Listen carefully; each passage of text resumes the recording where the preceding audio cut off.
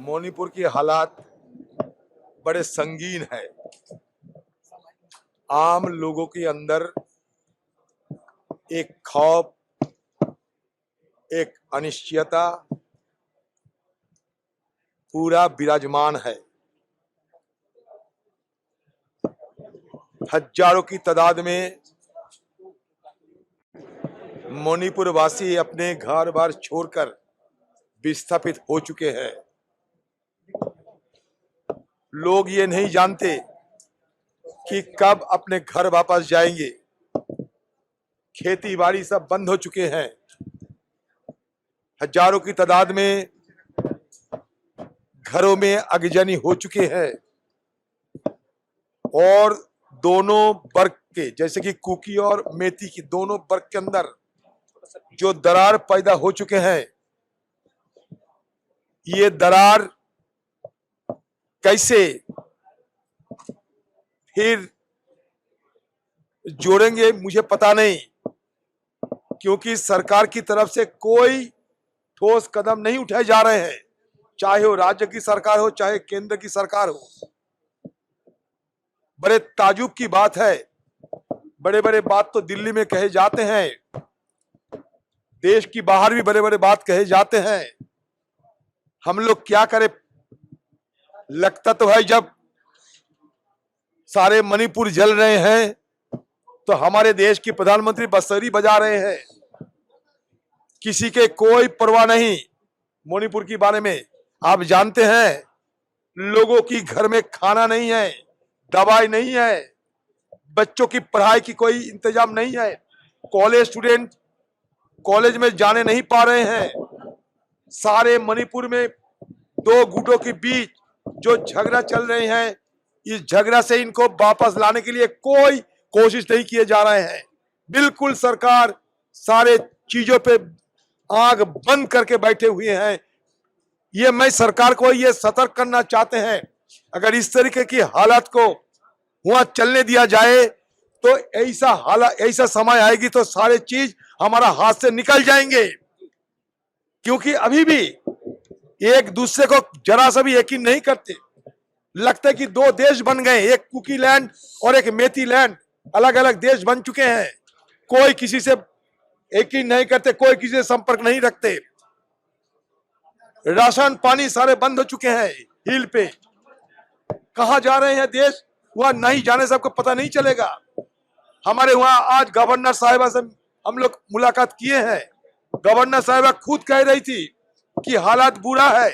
All party मिलके आप सोचिए, सारे जो गुट है, सारे जो वर्ग है, ये सारे वर्ग की जो नेतागण है, ये सारे वर्ग की नेतागण को एक साथ विचार विमर्श करके आप लोग को समाधान की रास्ता निकलना पड़ेगा। लेकिन सरकार की तरफ से कोई पहल नहीं किया जाता है। मुझे बड़ा तजुब लग रहा है। मान के चलिए, मैं कोई सियासत करने के लिए ये नहीं कह रहे हैं, बिल्कुल नहीं कह रहे। मेरे देश की एक हिस्सा है। कहे जाता था Manipur land of the jewels. आज मणिपुर की हालत देखते हुए आंखों में आंसू आ जाते हैं। हमारे घर की माँ बहनें जिनको बच्चा देने की समय होता है, बच्चा पैदा करने की समय होता है, कोई उनका प्राइवेसी नहीं है, घर नहीं है, रहने की जगह नहीं है। क्या हो रहे हैं हम कि यह सभ्य समाज में बस रहते हैं कि नहीं मुझे पता नहीं। ये दिल्ली देखो और मणिपुर देखो, कोई इसमें कोई अंतर, मतलब दो विश्व के अंतर बन चुके हैं। क्या करेंगे? हो ये मुद्दे को लेकर शुरू के दिन से, पहले दिन से हम देश की प्रधानमंत्री की निगाह इसमें डालने की कोशिश की, आग्रह की कि इस मुद्दे को लेकर सदन में चर्चा किया जाए।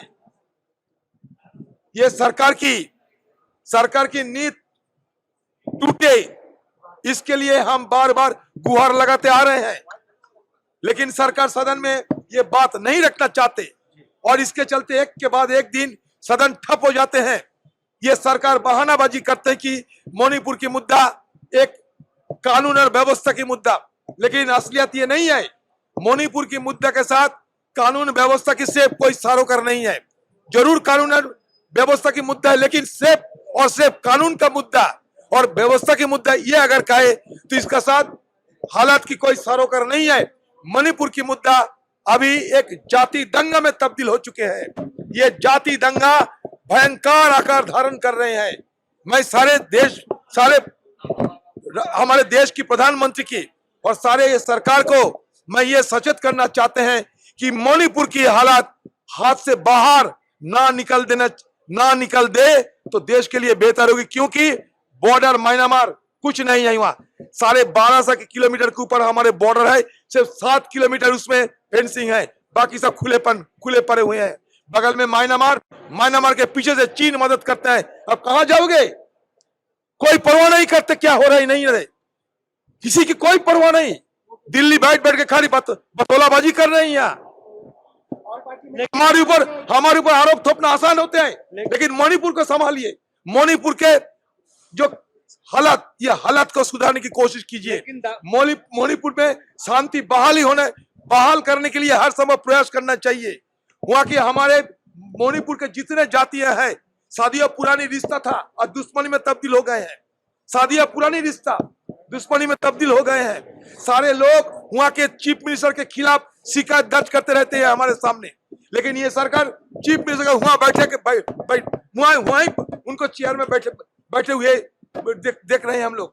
अभी तक ये चीफ मिनिस्टर को बर्खास्त नहीं किया गया। क्यों? सारे मणिपुर की, चाहे कुकी हो चाहे मेती हो, हर संप्रदाय के लोग ये चीफ मिनिस्टर ऑफ मणिपुर के खिलाफ शिकायत दर्ज करते थे हमें, लेकिन उनके खिलाफ कोई कार्रवाई नहीं हुआ है। लोगों के अंदर सरकार पर जरा सा भी विश्वास नहीं है, जरा सा भी भरोसा नहीं है।